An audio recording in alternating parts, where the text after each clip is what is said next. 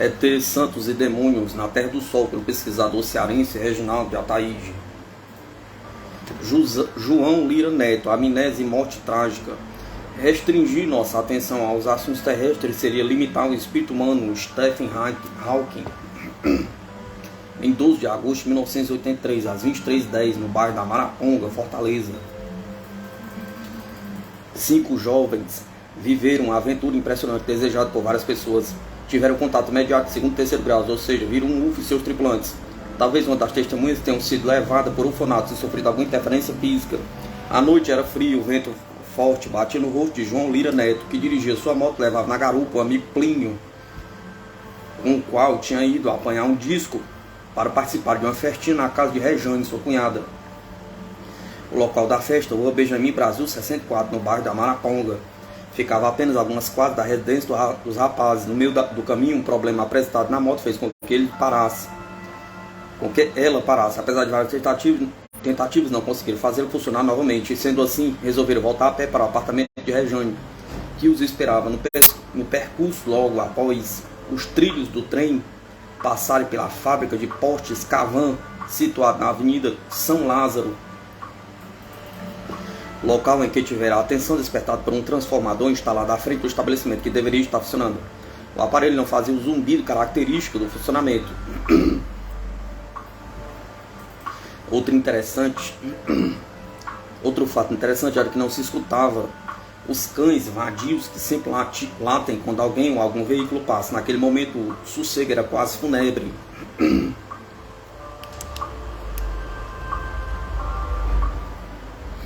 Ouvi-se apenas os próprios passos. As luzes dos postes piscavam intermitentemente. Os rapazes olhavam para os lados, pressentindo alguma coisa de anormal. Realmente algo estava acontecendo. Uma luz intensa piscava a poucos metros do local em que se encontravam. Era tão estranho que resolveram se aproximar dela, a fim de esclarecer o que poderia ser. Ficaram pasmados ao ver um objeto de aproximadamente 100 metros acima da lagoa, refletindo na água escura seu formato discorde. Em dado momento a coisa se movimentou, dando a impressão de que iria se aproximar deles. Plínio nervoso pediu a João Lira que fosse embora dali o mais rápido possível. Correram afoitamente para o apartamento de Rejane, onde Roberto, irmão de João Lira, e Carlos os esperavam para continuar a festinha. A essa altura nem pensavam mais na diversão. Contaram tudo o que tinham visto e os outros resolveram, na companhia deles, ir até o local para verificar o fato. Chegando lá, o silêncio ainda imperava. Parecia até o vento havia parado. Até o vento havia parado, pois o ar estava sufocante. Sentiam dificuldades em respirar naquele ambiente carregado, fazendo um grande esforço para inspirar, dilatando bem o tórax incomodamente. O objeto ainda estava lá, mas havia mudado sua posição inicial. Nesse momento estava parado às margens do lago do Mudubi, sobre uma vegetação escassa, mais ou menos 150 metros do local em que ele se encontrava. Era um disco metálico com janelas grandes e redondas que deixavam à mostra seu interior iluminado.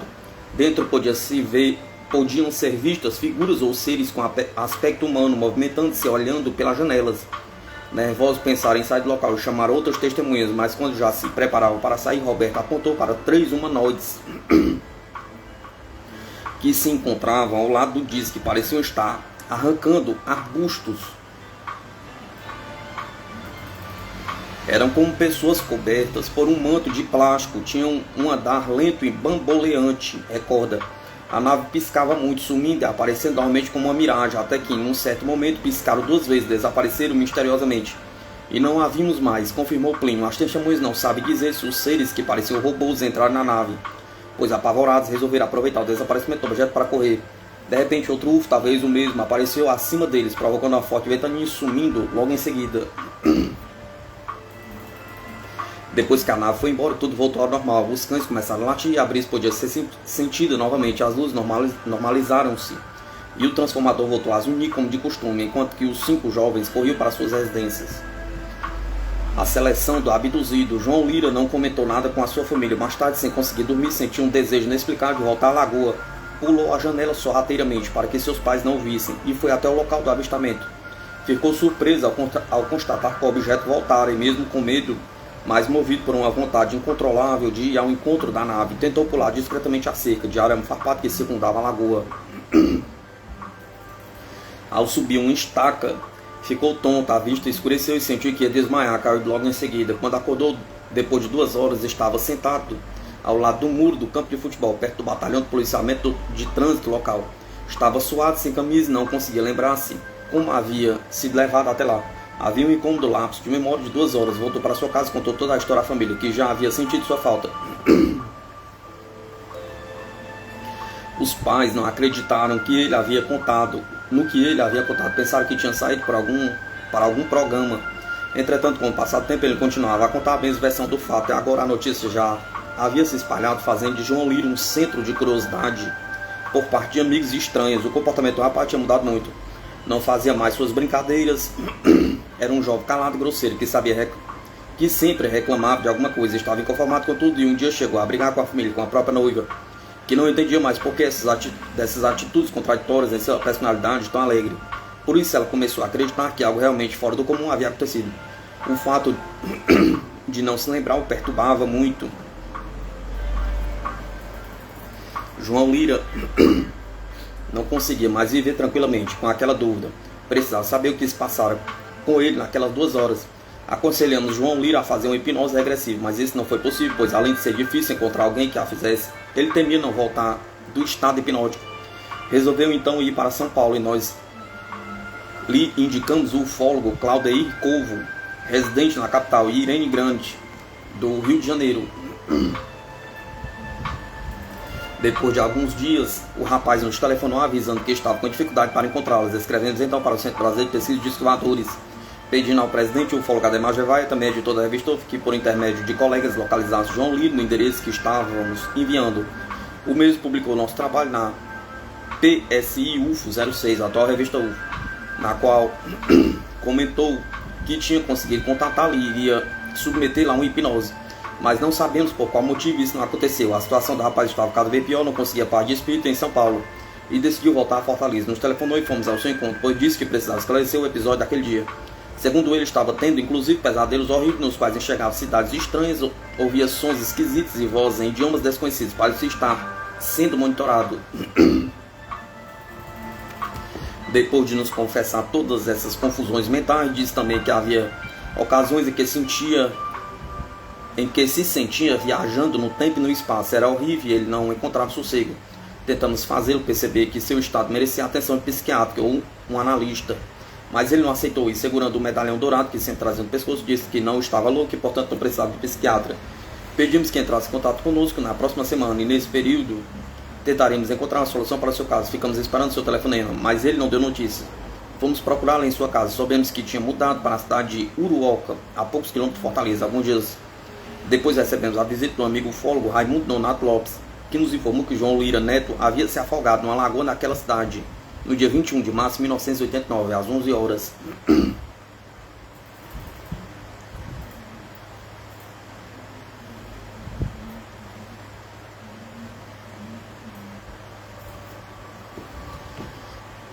Na manhã fria do dia 14 de maio, o irmão de João Lira Neto, Roberto Vasconcelos, que agora reside em São Paulo e também foi uma das testemunhas do contato acontecido em Maraponga, acordou assustado aos gritos, saltando da cama, procurando esclarecer o que havia acontecido com ele. Sonharam com a forte chuva, estava caindo na cidade. Seu sobrinho Eric Lima Chaves, de 2 anos, encontrava-se em um pequeno barco que ia sendo levado pela correnteza, caindo em um bueiro de esgoto, desaparecendo e causando a morte da pequena vítima. Contou aos pais e, por mais que se esforçasse, não conseguia esquecer aqueles momentos angustiantes que, para ele, pareciam reais.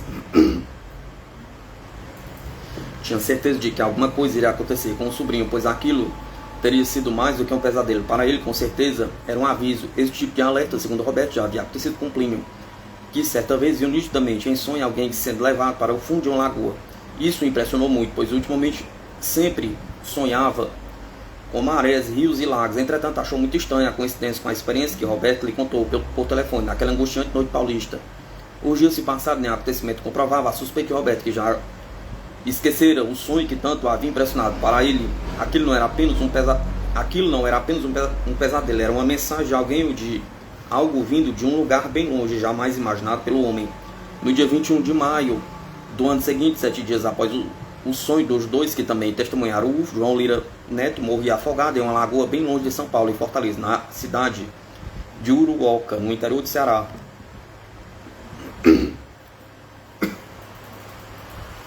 Em circunstâncias anormais, com os inúmeros problemas apresentados depois do contato imediato do terceiro grau. O rapaz tentou fugir comprando um pequeno sítio às margens de um açude na cidade de Uroca. Lá plantava frutas, verduras, legumes e criava alguns animais.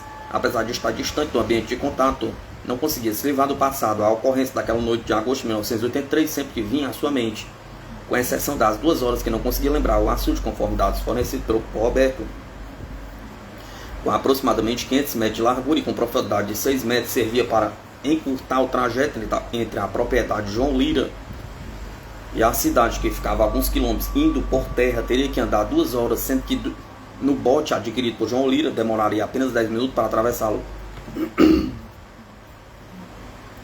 Naquele trágico 21 de maio de 1989, um casal de amigos encontrava-se na margem oposta à sua casa e o chamava para que pudesse atravessar o açude. Como de costume, João Lira lançou o bote na água, indo pegá-las em seguida. No trajeto de volta começou a entrar água no pequeno barco, deixando o casal amedrontado. O rapaz saltou e, nadando, empurrava o bote para a margem. Em dado momento, o bote virou, jogando os 2 amigos dentro da água. Um deles nadava muito bem e seguiu para a praia, deixando Regina prestes a se afogar. João Lira a pegou pelas costas, levou até um arbusto que ficava a poucos metros da margem, praticamente no raso, pois tinha pouco mais de 1 metro de profundidade. A jovem, sentindo-se segura em pé, voltou-se para agradecer o rapaz, mas para sua surpresa ele não estava mais ali. Ela tentou localizá-lo olhando para todos os lados, mas não conseguiu achá-lo. Apavorado, gritou por socorro, enquanto que seu companheiro, já em terra firme, também não o enxergava. Desesperados, correram em busca de ajuda, e por mais que o corpo fosse procurado, não conseguiam encontrá-lo, sendo necessário chamar mergulhadores profissionais do Corpo de Bombeiros de Sobral. Um dia depois ele foi encontrado em uma região mais profunda e no centro do açude.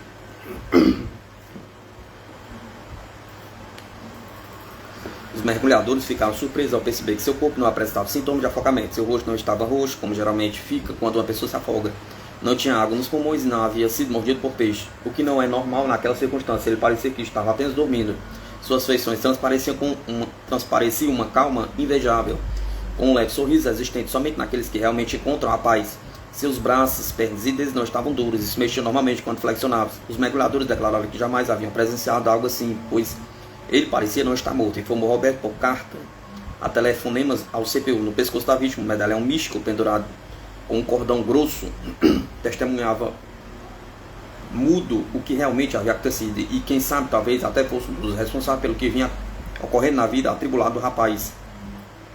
João Lira teve o privilégio de manter contato com esses seres que nos fazem imaginar que, bem distante daqui, alguém com uma inteligência muito além da nossa recrute pessoas para missões impossíveis de imaginarmos aqui ou fora do nosso planeta. João Lira ganhara de um amigo um estranho medalhão no qual havia inscrições indecifráveis, místicas e desconhecidas dos familiares. Ele, seguindo a orientação de quem o dera, jamais tirara o objeto do pescoço, mantendo permanentemente colado ao peito na esperança de que aquele amuleto o ajudasse um dia a se lembrar o que realmente ocorrera no momento em que perdeu os sentidos quando viu o UFO em Maraponga. Depois de sua morte, a família deu a medalha a Roberto, pedindo-lhe para que também nunca atirasse, pois ali estava a imagem viva do irmão e filho querido. Alguns dias depois, Roberto, agora morando em Belém do Pará, foi em companhia de amigos tomar banho num dos rios da cidade. Lá, quando deu seu primeiro mergulho, notou que o medalhão havia desaparecido misteriosamente. No pescoço estava apenas o cordão que o pendurava. Angustiado, mergulhou várias vezes, tentando localizar aquela relíquia que tanto significava para a família, que jamais a encontraram.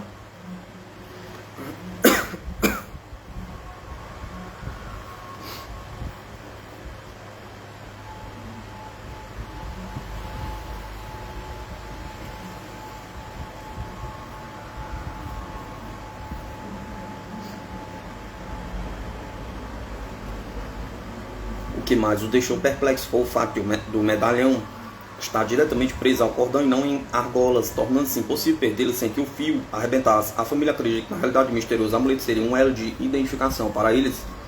Aqueles passageiros do UFO que o contataram tiraram o medalhão do peito do Roberto, pois sabia que ele talvez não era merecedor de carregá-lo e que seu dono, João Lira, encontrava-se bem longe, cumprindo uma missão qualquer no enigmático, impressionante mundo dos exploradores.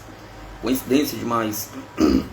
As coisas não acontecem com a gente como a gente pensa que deveria ser, e o destino seguido por mãos invisíveis e dominantes vai nos guiando pela pelos atos do teatro da vida, fazendo de nós, ora, o artista principal e às vezes o vilão, que sofre na pele os horrores da peça protagonizada. Assim, Roberto e Plínio foram escolhidos para prever o que aconteceria ao colega irmão João Lira. O primeiro em São Paulo, quilômetros distantes de Fortaleza, viu em sonhos o trágico fim de seu irmão, enquanto Plínio também foi escolhido para confirmar o clima de mistério que envolve os contatos do dia 12 de agosto às margens da Lagoa do Mundubi. Ambos acordaram assustados, um com o sonho da morte do sobrinho e o outro com o realismo de um pesadelo trágico no qual alguém perderia a vida afogando-se. Roberto, angustiado, remoía o pesadelo que o fizera acordar. Ele vira um sobrinho seu, Eric, dentro de um bote levado pela correnteza de uma chuva torrencial em São Paulo. O pequeno bote velozmente mergulhava em um esgoto, tirando a vida do sobrinho de apenas 2 anos. Pela manhã, certo de que havia tido um aviso trágico, contou o sonho aos pais e, por mais que procurasse livrar-se da angústia, não conseguia esquecer o relance da cena. Ainda procurou telefonar ao amigo Plínio em Fortaleza, com a qual mantinha estreita amizade. Ficou pasmo ao ouvir do companheiro que também havia tido um sonho semelhante, o qual o preocupava, pois acreditava ser algo muito mais do que um simples pesadelo. Decorrido algum tempo, quando ambos já haviam esquecido esses angustiantes sonhos, uma tragédia muito parecida viria a acontecer. Morria João Lira afogado em uma lagoa longe de Fortaleza, justamente em um bote de pequenas proporções. Passados os problemas advindos de casos dessa natureza, a família de João Lira, organizando as coisas que estavam diretamente ligadas a ele, encontrou sua fotografia aos 2 anos de idade. A semelhança com o sobrinho residente em São Paulo e com o qual o tio havia sonhado era fantástica. Depois de analisar todas aquelas coincidências, chegaram à conclusão de que o Roberto não havia sonhado com a morte do sobrinho Eric, mas com a tragédia que no futuro aconteceria a João Lira.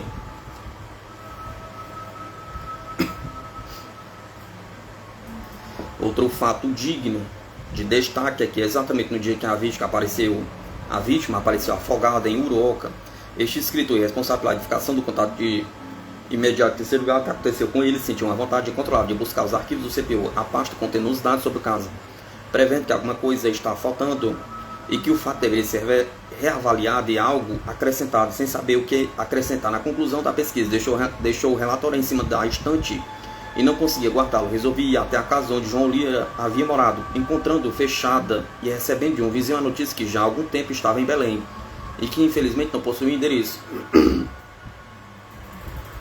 Achamos então que ali realmente tudo estava encerrado. Após 20 dias, o ufólogo e amigo comum Raimundo Donato Lopes nos procurou na farmácia e informou a morte de João Lira, dando-nos o endereço da família em Belém e pedindo desculpa por não ter nos comunicado antes, apesar de sentir como se impelido por uma força maior, uma necessidade urgente de nos procurar. Chegamos à conclusão de que o falecimento de João Lira era o que parecia nos faltar acrescentar à história, e ao procurarmos contatar a família em Belém, soubemos de vários outros casos que cada vez mais davam um tom místico ao caso João Lira Neto. Entrevista com João Lira Neto. 3 dias após o contato de terceiro grau, na companhia dos pesquisadores Carlos Cidrão, Lena Belotto, Hélio Loyola, fomos à procura dos contatados João, Plínio, Roberto e Regiane. Conseguimos entrevistá-lo na residência de João Lira Neto. Ele, ainda incrédulo, repetiu tudo o que nos havia contado anteriormente. Ataíde: João Lira, antes desses fatos acontecerem, você já tinha alguma vez ouvido falar em discos voadores? Pergunta Lira Neto. Já havia assistido a alguns filmes e ouvido a certas notícias na TV, mas nunca imaginei que um dia chegaria a ver algo. Mas eu nunca liguei muito para esse assunto. Ataíde: você acha que seu conhecimento sobre o UFO teve alguma influência no que aconteceu? Pergunta Lira Neto. Claro que não, afinal de contas não foi somente comigo, outras pessoas viram a coisa. Conforme vocês já gravaram, quando eu ia para a minha casa na companhia de Plínio, ao nos aproximarmos da lagoa, senti que algo estava errado. A motoca falhou, havia silêncio demais, total mesmo, nada se movia, alguma coisa havia parado o tempo, os sons, tudo, até o próprio vento, as luzes piscavam muito. Ataíde: e depois? Pergunta Lira Neto. Quando voltava da minha casa, onde havíamos deixado a moto, vimos alguma coisa muito clara sobre a lagoa. Era redondo, tinha muitas luzes e janelas, dava para ver pessoas ou seres se movimentando dentro. Nesse momento corremos de medo. Chegamos ao apartamento onde os meninos nos esperavam. Contamos a história e resolvemos voltar ao local. Lá o objeto já estava em outro lugar, às margens da lagoa, e alguém estava fora dele. Eram grosseiros, andavam lentamente. Eram parecidos, vistos de longe, com pessoas cobertas por plástico e lençóis plastificados sobre as cabeças. Eram 3 e pegavam algo no chão. A nave piscava, desaparecendo e reaparecendo, sem sair do lugar. Parecia que se desintegrava e se reintegrava no piscar de olhos, ou apenas produzia essa ilusão em nós. Não sei bem. Era fantástico o que vimos. Numa destas ocasiões deu 2 piscadas fortes e desapareceu misteriosamente. Aproveitamos para fugir, mas, sem sabermos como, o objeto reapareceu sobre nossas cabeças e desapareceu repentinamente. Ataíde: então o que aconteceu? Pergunta. Lira Neto: depois fomos para casa. Não conseguia dormir. Parece que algo me monitorava para voltar ao lugar. Levantei-me sorrateiramente para que meus pais não me vissem. Fui ao local. Lá estava o bichão ao lado da lagoa, aterrissado. Olhei bem e resolvi ir até lá. Eu precisava ir, então tentei saltar a cerca de arame farpado, mas desmaiei, acordando somente 2 horas depois. Não sei como fui até lá, pois não lembro de nada.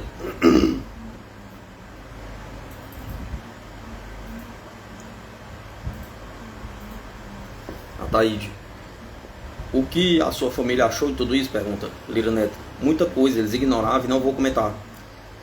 Ataíde: você quer se submeter a uma hipnose regressiva? Pergunta. Lira Neto: não, eu tenho medo disso, pelo menos agora não quero fazer a hipnose, mas vou pensar no assunto. Ataíde: agora você está mais calmo, o que você acredita que era aquilo que vocês viram? Pergunta. Lira Neto: não tenho dúvida de que era uma nave, não sei de onde veio, mas era uma nave. E pelas características não poderia ser terrestre. Se for, trata-se de algo ultra secreto, pois nunca ouvi falar em naves que se evaporam e reaparecem misteriosamente. E era real, pois todos nós a vimos, era sólida, metálica e silenciosa. Parecia que apenas flutuava, não tinha motor, era incrível. Ataíde: e o que as outras testemunhas acham de tudo isso? Pergunta. Lira Neto: estão apavoradas e evitam comentar sobre o UFO. Ataíde: alguma coisa mudou na sua vida depois do contato? Pergunta. Lira Neto: tudo está mudado, não aguento essa situação. Não fala aos meus pais porque não adianta. Tenho uma impressão de que alguém me vigia permanentemente. Será que esses filhos da puta estão realmente me controlando? Pergunta. Ataíde: eu não sei, acho que não, mas tenha calma, pois o negócio não é bem por aí.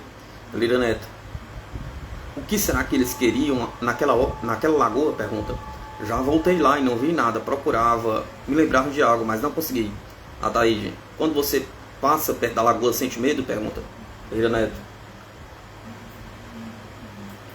sim, embora saiba que eles não voltarão mais. Aquilo foi uma coincidência. O que tinha de fazer já foi feito. O que me preocupa é não saber o que eles fizeram comigo.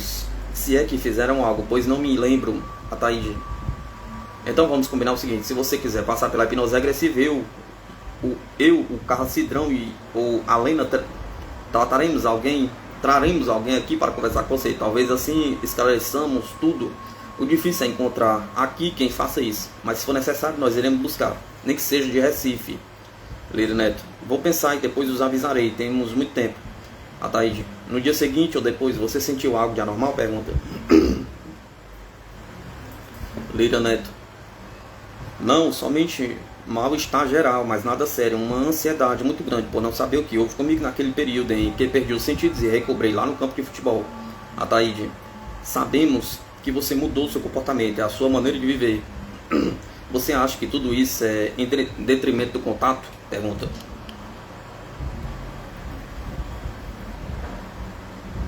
Lira Neto: acredito que não. O que está acontecendo aqui com esta amnésia, sem saber o que houve, e estes sonhos malucos que tenho, estou sendo obrigado a ser diferente, embora eu não sinta que estou sendo. Mas os outros dizem: deixa isso pra lá, eu passo por tudo, você vai ver. Você conhece outros casos assim? Pergunta. Ataíde: sim, números. Mas todos eles foram solucionados normalmente, sem prejuízo para o contatado. Por isso sugiro que você pense na regressão hipnótica, pois talvez o ajude. Lira Neto: certo, vou pensar no assunto, garanto a você. Por enquanto, vamos deixar como está, para ver se eu volto a me lembrar de tudo. Sei que vou acabar lembrando. Plínio, o mais esquivo dos abduzidos, dos contatados que entrevistamos, Plínio foi o mais arisco das testemunhas. Ele continuava achando que não era interessante divulgar a história. Somente com muita insistência concordou em responder algumas perguntas. Ataíde: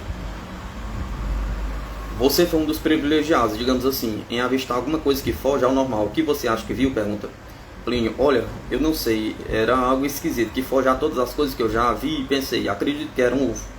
Ataíde, parece que você já viu um UFO em Belém, é verdade? Pergunta Plínio. Não fui eu, foi o Roberto, quando estava em Belém.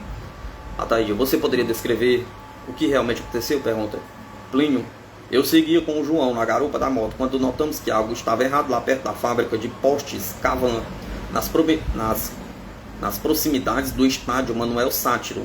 Era um silêncio fora do comum, não se movia nada, nem o vento, as luzes piscavam e o transformador não zunia, parecia um filme de terror.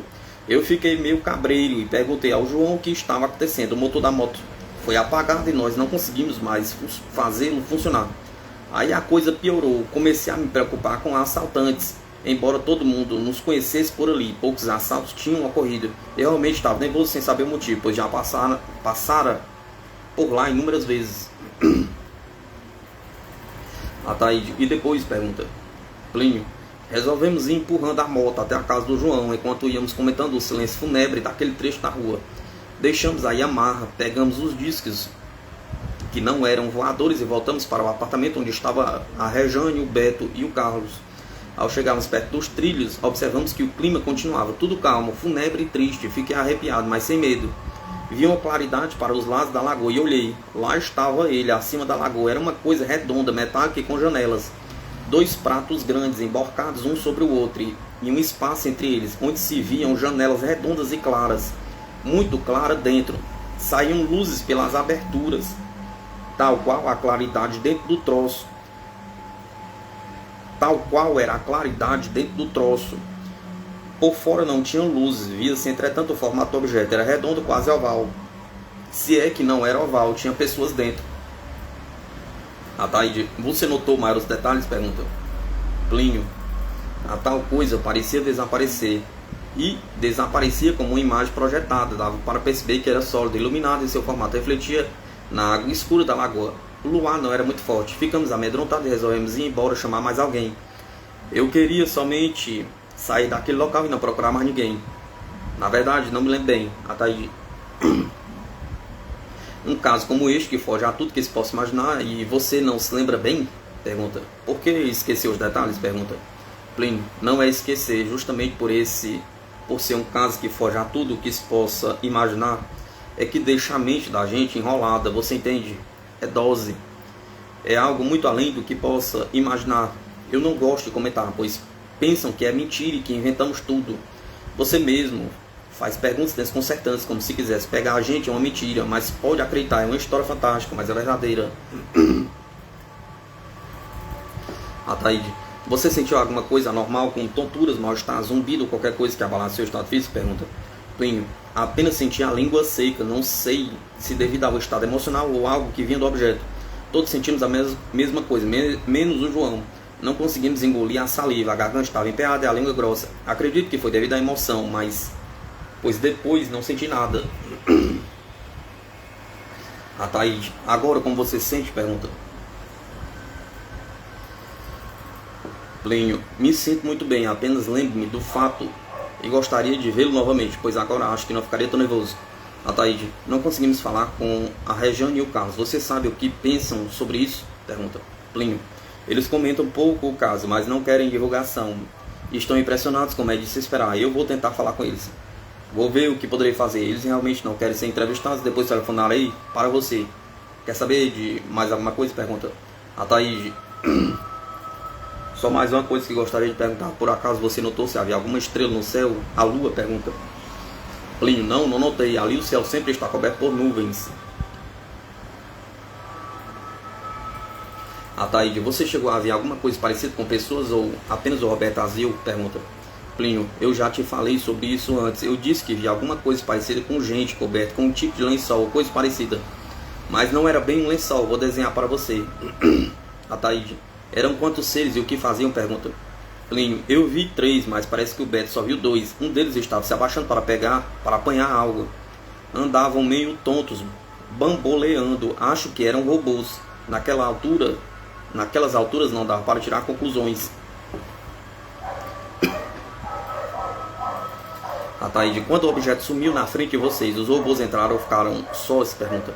Plínio, não sei, não deu para saber. Acreditamos que entraram, pois não os vimos mais. Devem ter entrado, claro. Ataíde, você falou que o objeto parecia se desintegrar. Você pode descrever como é que se parecia exatamente? Pergunta. Plínio, olha, eu não sei. Ele piscava, apagava e não se via mais. Depois, lá estava ele, no mesmo local, como se não houvesse desaparecido. Era uma confusão, víamos e não víamos. Você entende? Pergunta. Tudo era fantástico, uma loucura. Não sei como descrever tudo. Ataíde.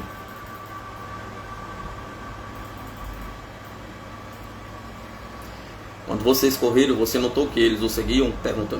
Plínio, não sei, não deu para olhar direito. Só notamos quando ele estava acima de nós. Tudo aconteceu muito rápido. E aquele desapareceu mais uma vez. Não sei explicar nada. Ataíde, o Roberto e a Rejane também viram o estranho objeto voador não identificado desaparecer e reaparecer? Pergunta. Plínio, claro, todos nós vimos aquilo. E tem uma outra coisa. Soubemos que uma família que mora num casebre feito de barro, ali nas redondezas, também viu alguma coisa. Falem com eles. Eu os levarei lá. Ataíde, muito bem, iremos lá. Você sabe o nome deles? Pergunta. Plínio, não, são pobres que passam uma chuva lá. Ataíde, mas o detalhe, o tempo estava frio? Pergunta. Plínio, aí quase sempre é frio, mas estava morto, parado, fúnebre. Ataíde, você notou se naquele momento passou algum avião? Pergunta. Plínio, não passou, parece que você está duvidando? Pergunta. Ataíde, qual era a cor do objeto? Plínio, metálico e fosco nas pontas. Ataíde, e os seres pareciam homens? Pergunta. Plínio, já falei sobre isso antes pareciam robôs. Eram muito largos, andavam lentamente, lembravam um personagem de filme de ficção. Ataíde, você tem assistido muitos filmes de ficção? Pergunta. Plínio, não disse, você não acredita mesmo na história, na nossa história. Bem, é verdade, pronto. O que ganharia com isso? Pergunta.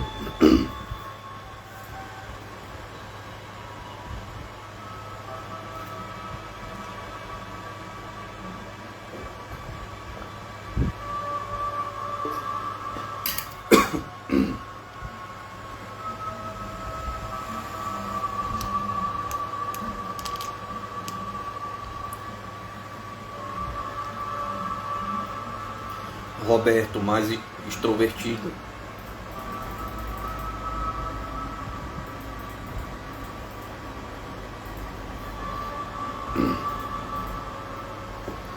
Roberto Vasconcelos, acadêmico de administração, uma das testemunhas do fantástico caso João Lira Neto.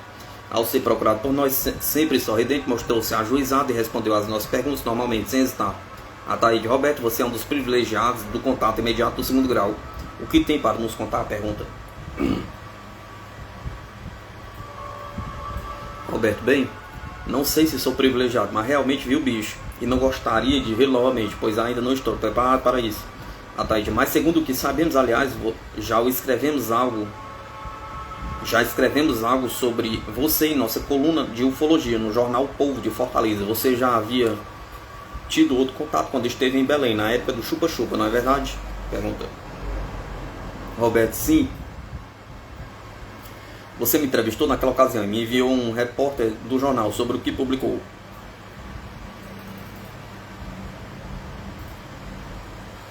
Recorte do jornal sobre o que publicou.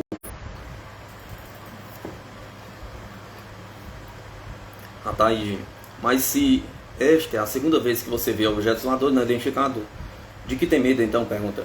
Roberto, tenho medo porque cada vez que vejo uma coisa é mais séria e amedrontadora. Quero ver quem é tão corajoso a ponto de não sentir nada. Em Belém apenas fiquei chocado com o que vi, mas agora fiquei realmente nervoso. Será que eles me marcaram? Pergunta. Ataíde, a história nós já conhecemos. Você confirma tudo aquilo? Pergunta. Roberto, claro, ele estava lá, parado no ar e às vezes evaporava-se. Tinha luz no interior e 3 seres estavam no solo lamacento, apanhando alguma coisa que não sei o que era. No outro dia fui lá e não vi nada, nem marcas no chão, é misterioso, mas real. Ataíde, o que você sentiu depois de tudo isso? Pergunta. Roberto, nada, apenas fiquei certo de que algo além do que conhecemos existe, é muito sério. O troço é um tanto ameaçador, só de olhar para ele já sente-se isso. Ataíde, o que os seus amigos falam quando escutam você e as outras testemunhas falar sobre aquela noite? Pergunta. Roberto, acho que estamos ficando doidos ou mentindo, mas eu não ligo. Alguns acreditam e até querem ouvir a história. Para mim é indiferente. Ataíde, você acha que esse troço, como você chamou, é terrestre? Pergunta. Roberto, não acredito, é muito esquisito para ser terrestre. Ataíde, você assiste muitos filmes de ficção científica? Pergunta. Roberto, já assisti muitos filmes de ficção científica, mas o que nós vimos naquele dia é muito verdadeiro. Bem que o Plínio me falou que você não estava acreditando, mas a história toda é essa. Não existe exagero nem mentiras, acredite quem quiser. Ataíde, tudo bem, Roberto, vamos começar a pesquisar o caso e tentar descobrir ao certo o que era aquilo que vocês observaram. Roberto, escuta, Ataíde, espere um pouco mais. Será que iremos ter novos contatos pela frente? Pergunta. Ataíde, eu não sei, mas acredito que sim. Afinal, você já teve 2 contatos de segundo grau. Por que não poderia ter um terceiro contato? Acho que é você um dos escolhidos ETs. Roberto, você está brincando sobre isso? É mesmo verdade? Pergunta. Pois se for, estou fudido. Espero que isso não aconteça de jeito nenhum, mas seja o que Deus quiser. Vamos ver no que dá. Outras testemunhas corroboram os fatos. O Centro de Pesquisa Ufológica, em busca de um esclarecimento para o fato, percorreu um raio de 600 metros à procura de outros possíveis testemunhas, inclusive do outro lado da Lagoa do Mundubi. E lá encontramos 2 rurícolas, um pescador e um padeiro, que presenciaram o posicionamento do estranho objeto de discórdia às margens da lagoa. Eles declararam que realmente viram 3 seres que se arrastavam pelas margens e próximos à cerca. Por outro lado, uma família inteira acordou apavorada com o forte vendaval que acontecera naquela madrugada, o qual arrancou um outdoor que era afixado acima do muro do campo de futebol, onde João Lira Neto fora encontrado.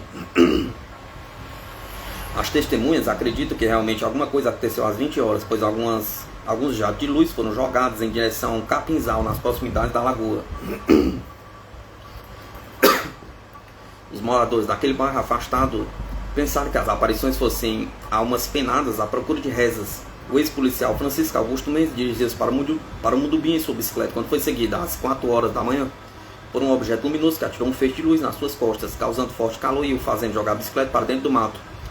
Depois foi para um casebre abandonado. Lá permaneceu até às 6h20, quando então se dirigiu ao mercado e contou a aventura aos amigos. Para sua surpresa, porque várias outras pessoas naquela semana tinham visto tal fenômeno. A família de João Lira agora reside em Belém e ainda mantém recordação do que ocorreu ao rapaz, acreditando realmente que João Lira está numa situação privilegiada em algum ponto do imenso cosmos, talvez prestando serviços benéficos a outras civilizações. Esperam um dia ainda revê-lo e talvez participar do projeto Terra, estabelecido por seres de outros planetas. Roberto Vasconcelos, agora já casado, veio trabalhar em nossa empresa depois que a família viajou. Com isso, tivemos a oportunidade de conhecer melhor, obtendo algumas verdades e verificando o bom caráter existente entre todos de sua família. Posteriormente, conhecemos o Ivan, pai de Eric, a criancinha protagonista do sonho de Roberto e Plínio. Quando ambos, distantes um do outro, pressentiram o que aconteceria com João Lira Neto, naquela época em Uruoca, no interior do Ceará. Atualmente, Roberto voltou a Belém e reside com os pais, mas sempre mantemos contatos telefônicos ou cartas. Ele despertou seu lado místico e esotérico, dedicando-se à experiência e aos estudos cósmicos. Acredito que essa mudança brusca em seu comportamento se deva à interferência dos seres avistados naquela noite, ou mesmo resultado da aventura insólita, que muda por completo tudo aquilo que pensamos de nós mesmos. ETs, Santos e Demônios na Terra do Sol, pelo pesquisador cearense Reginaldo de Ataíde.